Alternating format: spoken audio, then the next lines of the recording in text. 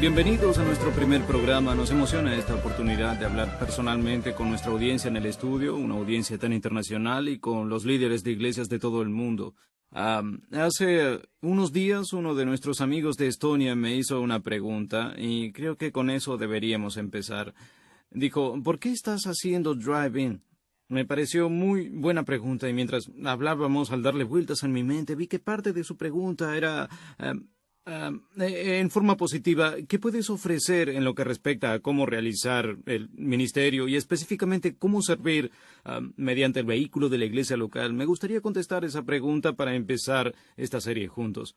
Creo que es mi responsabilidad y la responsabilidad de nuestra iglesia no hacer que todo el mundo tenga una iglesia como nosotros. Eso sería un error. Ustedes son líderes y una de las cosas que les gusta es crear soluciones. Sentimos que nuestra responsabilidad es tomar lo que hemos aprendido en nuestro ministerio como iglesia local y hacer esos principios disponibles a cualquier interesado.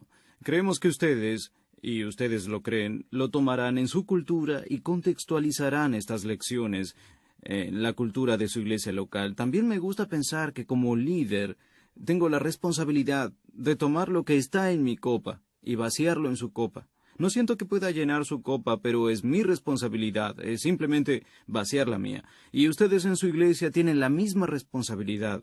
Y Dios levantará a muchos de ustedes en su cultura para tomar los principios transferibles, lecciones que los líderes han enseñado y aprendido durante años y años por generaciones, y comunicar eso a la siguiente generación. Así que este es solo nuestro intento.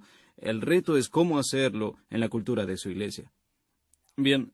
Hace unos años, cuando un equipo nuestro tuvo la oportunidad de iniciar una iglesia local, una de las cosas que nos disgustaba sobre nuestra experiencia fue que sentimos que las iglesias en las que crecimos fueron diseñadas para los cristianos. Y al hablar con algunos amigos y gente de la sociedad que no eran cristianos, me pareció que también tenían la suposición de que la iglesia es para cristianos. Y en los Estados Unidos más del 90% de los americanos creen en Dios. Casi el mismo porcentaje cree que Jesús está de alguna forma relacionado con Dios. La mayoría de la gente en este país tiene en alta estima la Biblia y la Escritura. Y descubrimos que todos tienen interés por lo espiritual, aunque no sea en gran profundidad. Pero hay resistencia en esta cultura y en este país, y quizá en el de usted hay resistencia a la iglesia local. Así que, cuando pensamos en fundar una nueva iglesia, el deseo de nuestro corazón fue crear una iglesia que llamara la atención y la imaginación de la gente que cree que la iglesia es para cristianos. Bien, hay una razón por la que la gente de su cultura y en los Estados Unidos cree que la iglesia es para cristianos, y es ante todo culpa de la iglesia, porque si asisten a la iglesia local promedio, hablan o hablamos nuestro propio idioma. Tenemos una rutina que todos los demás ya parecen entender. Tenemos nuestra forma de hacer las cosas y es muy fácil entrar a una iglesia local e inmediatamente sentirse marginado. Hemos acuñado muchas palabras para referirnos a los que no pertenecen. Las iglesias crean una cultura para los miembros y, en consecuencia, los de afuera, quien no asiste a la iglesia o no se crió en la iglesia, inmediatamente se siente marginado.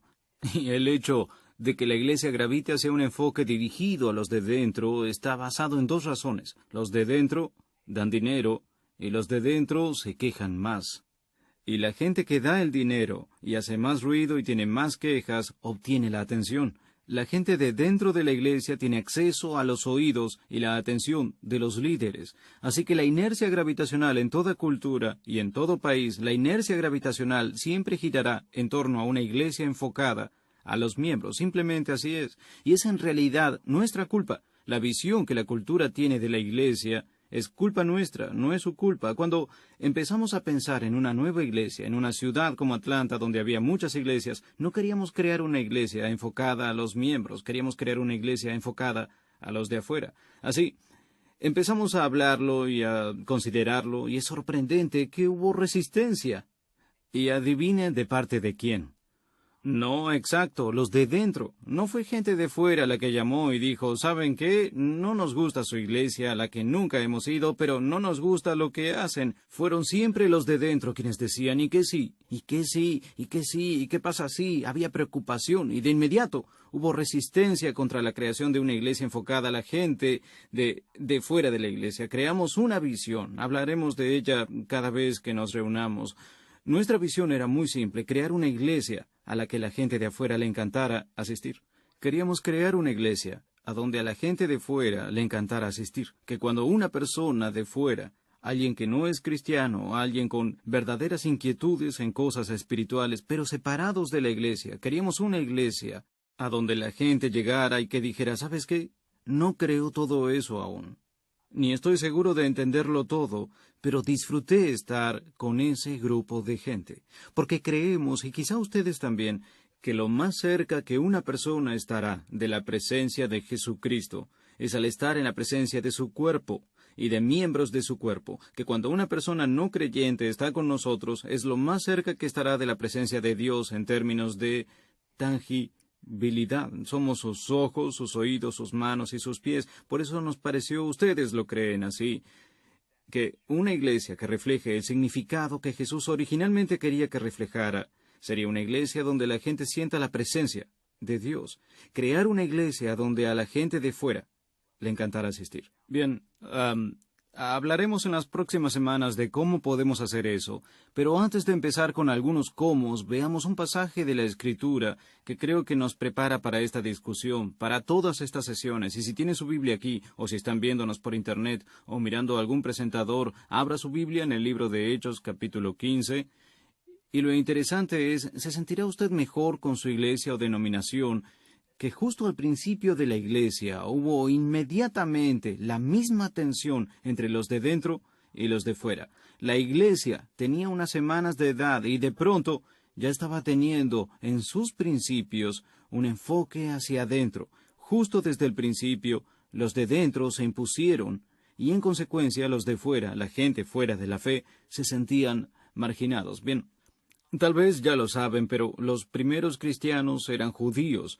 La iglesia empezó en Jerusalén. Para la mayoría de los judíos de Jerusalén, la iglesia o el cristianismo fue solo una extensión de lo que ya creían, de Abraham, Isaac y Jacob, y luego Moisés y los profetas, al rey David y Salomón, y el Mesías provendría del linaje de David. Luego llegó Jesús, llenó los requisitos, concordaba con la descripción del Mesías. El cristianismo para los judíos fue una extensión del judaísmo. En consecuencia, los cristianos judíos sentían que, para convertirse en cristiano, primero debía convertirse en judío. Ustedes lo saben. Bueno, como saben, el apóstol Pablo decidió que ese no era el caso y salió de la esfera del judaísmo y empezó a compartir el Evangelio. Bueno, estas eran buenas noticias, pero para los de dentro fue amenazante. Y de hecho, la primera reunión de negocios de la iglesia, y no sé si en sus iglesias tienen estas reuniones, espero que no, pero la primera reunión de negocios fue acerca de este asunto de ¿podemos dejar que los de fuera se conviertan en miembros? ¿Qué hacemos con esta gente que está fuera de nuestra cultura y de nuestro sistema de creencias, que está empezando a aceptar el cristianismo? Quiero leerles la historia, es muy interesante, y justo a la mitad de la historia, Jacobo, el apóstol Jacobo, hace una declaración increíble que creo que los líderes de la iglesia debemos plantear dentro de todas nuestras discusiones y todas nuestras decisiones en lo que respecta a crear una iglesia local, porque él hace una declaración tan fuerte que pienso que al volver con nuestros líderes de iglesia, ancianos, diáconos y voluntarios, eso debería ser algo que llevemos a todas las juntas y digamos, ¿saben qué? Este es el descubrimiento de la iglesia primitiva. No lo perdamos de vista. Hablaremos de eso en un minuto. Leamos juntos Hechos, capítulo 15. Empezaremos con el verso 1 y en estas sesiones esto será lo único que se parezca a un sermón. Así que si al final del día piensan, me sentí como en un sermón, regresen al número 2, porque este es el único sermón que van a tener. Pero pensé que para empezar nuestra discusión sería bueno hacerlo con la Escritura. El verso 1 dice así: unos hombres bajaron de Judea a Antioquía y enseñaban a los hermanos, a menos que se circunciden según la costumbre enseñada por Moisés, no podrán salvarse. Bien, esa es una norma muy alta para convertirse en cristiano, tener que circuncidarse. Yo imagino que en sus iglesias, si fuera requisito para los nuevos creyentes, no tendrían mucha asistencia en la clase, ¿verdad? Los hombres se quedarían fuera y enviarían a su esposa e hijos diciendo, no estoy muy convencido de querer entrar a esta iglesia, ¿ok? Si hay que hacerse cirugía. Suena un poco repugnante, pero es exactamente lo que estas personas están enseñando. Lo interesante es que Pablo ha estado en Antioquía y ha iniciado varias iglesias, y el capítulo anterior a este dice que no solo ha iniciado iglesias, ha capacitado ancianos y los ha nombrado. Estas iglesias de Antioquía funcionan y funcionan muy bien. Luego, La gente que pensaba en hacer más difícil la entrada a la iglesia, los líderes judíos, apareció en estas iglesias para decir, hey, esperen, no es tan simple. No es tan simple. Si van a estar dentro, si van a ser miembros, si van a ser cristianos, tienen que convertirse en judíos antes de volverse cristianos. Verso 2. Esto puso a Pablo y Bernabé en grave disputa y debate con ellos, y claro, así fue, porque habían dedicado mucho tiempo a tratar de establecer estas iglesias para que viniera un grupo a decir, no, vamos a hacerlo tan difícil que prácticamente cerrarán las iglesias. Así que Pablo y Bernabé fueron nombrados, junto con otros creyentes, para ir a Jerusalén a hablar con los apóstoles y ancianos acerca de este asunto. Bien, como saben, los apóstoles tenían peso en la iglesia local. Usted tiene gente de peso. Generalmente es quien ha estado ahí más tiempo, la gente del poder, quizá el personal, quizá los ancianos, quizá sea la dama que dio más dinero a su iglesia. Siempre hay un alguien, y en Jerusalén los apóstoles, la gente que tuvo acceso a Jesús, tenían influencia. Sí, llevaron esta decisión a ese grupo sobre lo que debía hacerse en esas nuevas iglesias. Verso 4. Al llegar a Jerusalén fueron bienvenidos por la iglesia y los apóstoles y ancianos a quienes informaron todo lo que Dios había hecho a través de ellos. Esto también es interesante.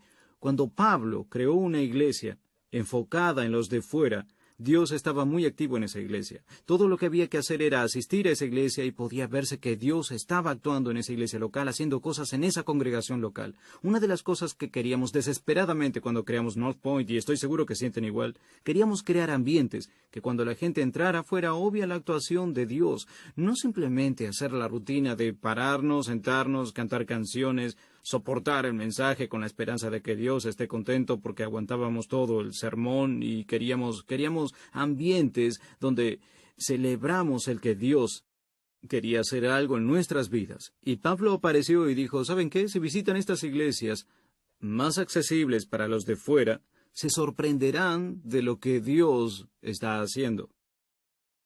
Verso 5. Algunos de los creyentes que pertenecían al grupo de los fariseos se levantaron y dijeron, los gentiles deben circuncidarse y obedecer la ley de Moisés. Bien, ustedes han leído el Antiguo Testamento.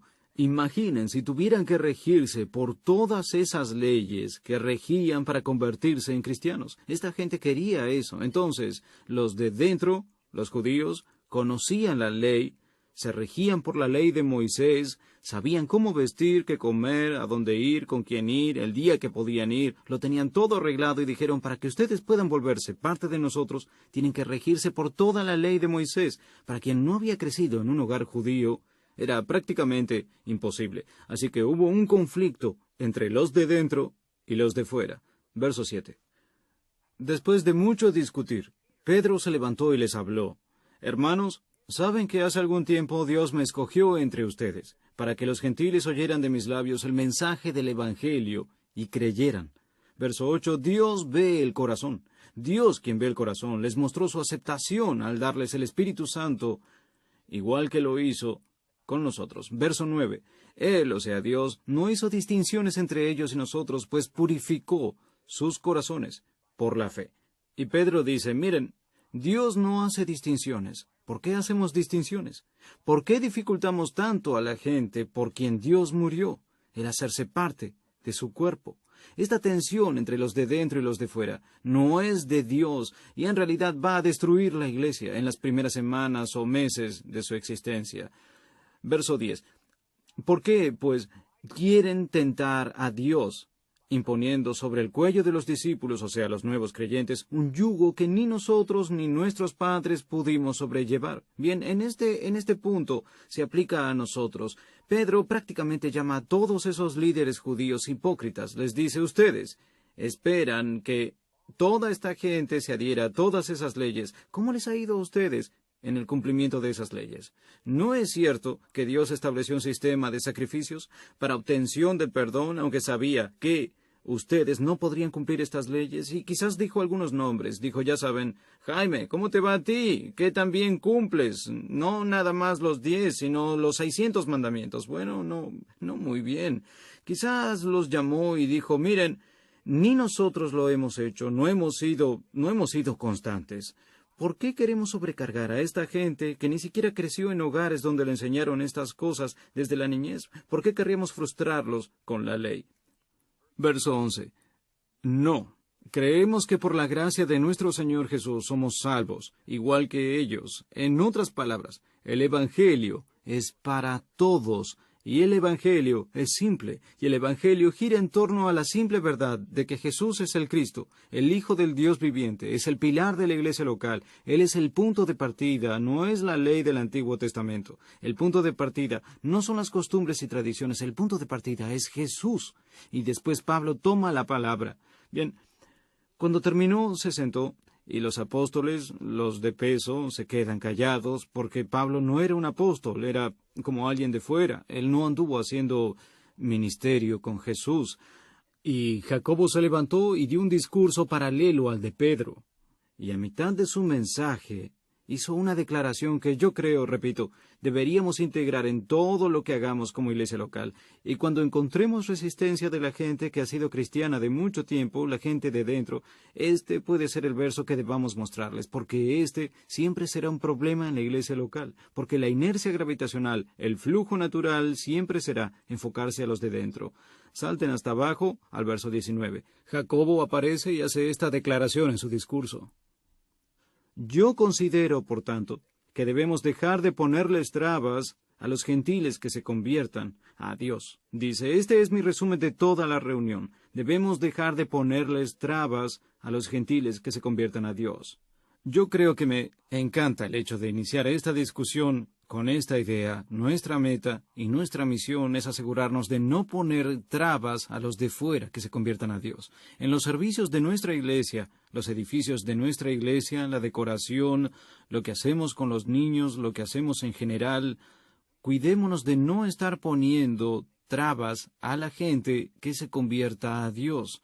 Pues la resistencia que encontramos en esta cultura y quizá en la de usted contra la iglesia es porque la iglesia, no nuestro Salvador y ciertamente no nuestro Dios, la iglesia accidentalmente, con frecuencia, ha dificultado las cosas para los de afuera. Una de las mejores discusiones que pueden tener con su equipo de líderes o con sus voluntarios es hacer esta pregunta. ¿Qué estamos haciendo accidentalmente? ¿Qué estamos haciendo involuntariamente que pueda dificultar el que la gente se convierta a Dios?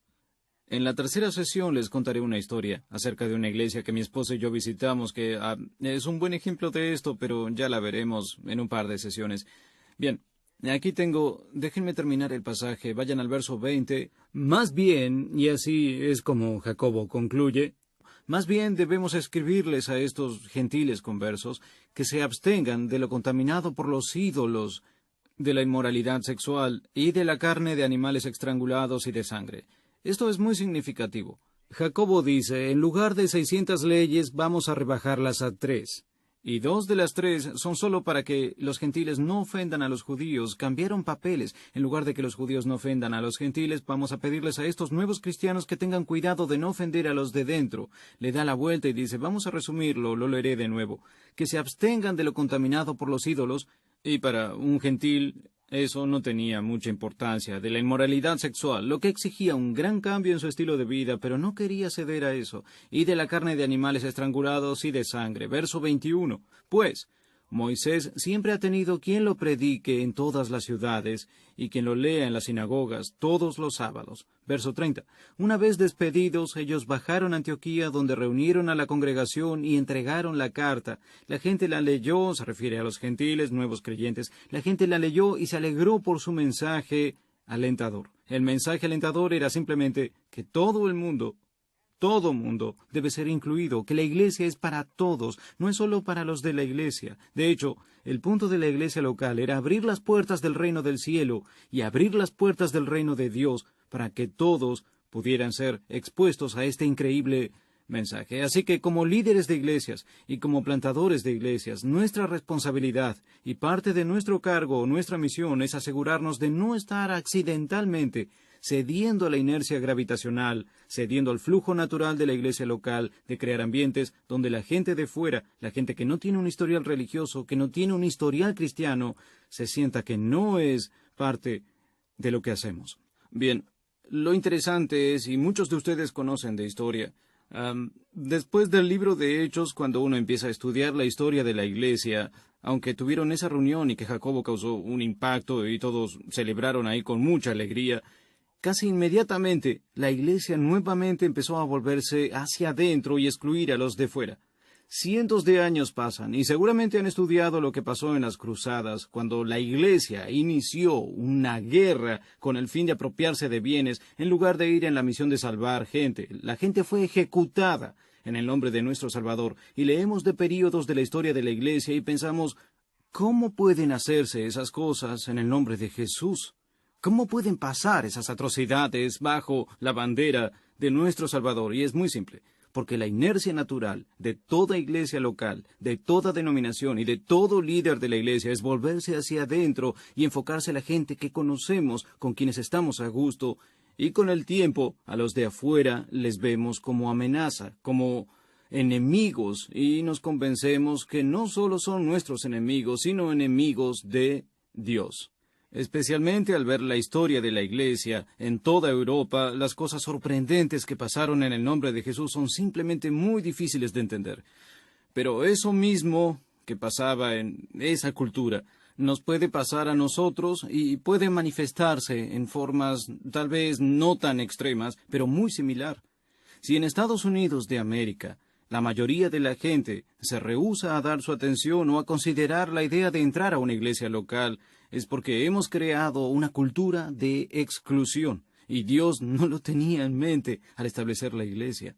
Después la Reforma llegó, y el Evangelio y la Biblia estuvo disponible a más gente, y lo que pasó tras la Reforma, los reformadores empezaron a crear sus propios grupos, y ahora tenemos muchísimas denominaciones, y cada denominación cree ser la correcta, tener la rutina correcta, la escritura correcta, la correcta comprensión de la salvación.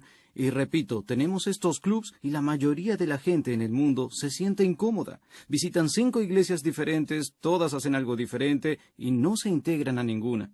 Como líderes y plantadores de iglesias, una de nuestras mayores responsabilidades y lo que nos impulsó a iniciar North Point fue, podemos crear una iglesia diseñada con los de fuera en mente. Luego la parte difícil es, podemos, con el transcurso de los años, podemos conservar, podemos mantener ese curso, para que al continuar nuestra historia la gente venga a nuestros ambientes, y hablaremos mucho de ambientes la siguiente vez, la gente pueda venir a nuestro ambiente y no sentirse como intrusa. Venir a nuestros servicios de adoración, nuestros servicios infantiles, las diferentes cosas que hacemos y digan, hey, no estoy seguro de creerlo todo. No estoy seguro de entenderlo todo.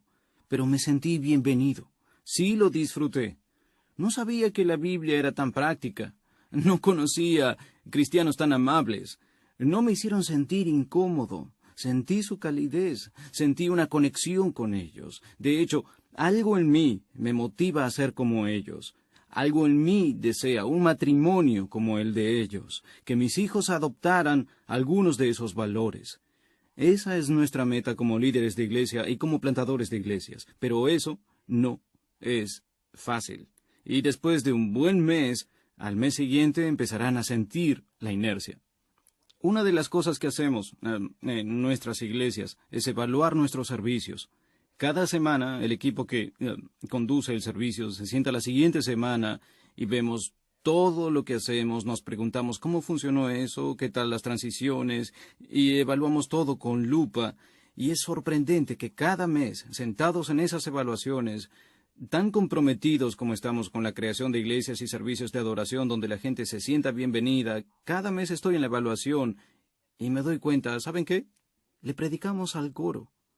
Los anuncios fueron dirigidos a gente de nuestra iglesia. La música estuvo orientada a los que ya son creyentes. Tuvimos un bautismo, pero no explicamos a nadie qué estábamos haciendo. El sermón fue para cristianos, despedimos a la gente sin decirles lo que seguía. En una iglesia que nos consideramos es para los de fuera. Y otra vez, nuestra hora y 5 minutos del servicio para nuestras visitas no tendrían idea de lo que sucede. ¿Por qué? Porque la inercia gravitacional, el flujo natural de la iglesia local, siempre se orientará hacia los de dentro. El reto para nosotros es crear iglesias e iniciar iglesias con los de fuera en mente, porque el cristianismo es para todos. Porque tanto amó Dios al mundo, uno de los primeros versos que aprendemos, porque tanto amó Dios al mundo, no a los de la iglesia, a los de dentro, porque tanto amó Dios al mundo que dio a su Hijo unigénito, que Jesús dijo, vine a buscar y a salvar lo que estaba no salvado, no a quien ya entendía todo. Vine a buscar y a salvar lo que estaba perdido. y si nuestras iglesias quieren reflejar el corazón de Dios, y si queremos ser iglesias donde la gente vea a Dios verdaderamente activo, una de esas iglesias donde digan, deberías ver lo que Dios está haciendo, no oír un buen sermón y un buen canto. Si quieres ver lo que Dios hace, tienes que asistir a estas iglesias. Yo creo que la actividad de Dios es más fácil de ver en iglesias que se enfocan a lo que nuestro Padre Eterno se enfoca. Y Él se enfoca a los perdidos, se enfoca a los de fuera. Para resumir, lo que quisimos hacer al principio fue crear una iglesia que fuera fácil y accesible para la gente fuera de la iglesia local. Y queremos ayudarlos a hacer eso también, así que esto haremos. Al final de esta sesión, nuestros anfitriones regresarán a la pantalla y darán algunas tareas, las preguntas para responder, ejercicios para resolver, y lo que quisiéramos que hicieran entre hoy y la próxima vez que nos veamos es reunir al grupo de gente que consideren el equipo central, los líderes, quizás los ancianos o sus amigos, y que se sienten a pensar en estos pasajes de la Escritura, que contesten las preguntas que les daremos y resuelvan los ejercicios. Bien, no necesariamente serán fáciles de contestar. Quizá no se les ocurran buenas respuestas a todas estas preguntas, pero creemos que al interactuar con este contenido y al interactuar con los principios que hemos compartido, Dios les dará la visión que necesitan para llegar a su cultura y crear o seguir creando iglesias locales diseñadas para la gente de fuera de la fe y fuera de la iglesia local. Nos vemos la próxima vez en Drive-In. Por lo pronto, regresamos con nuestro anfitrión.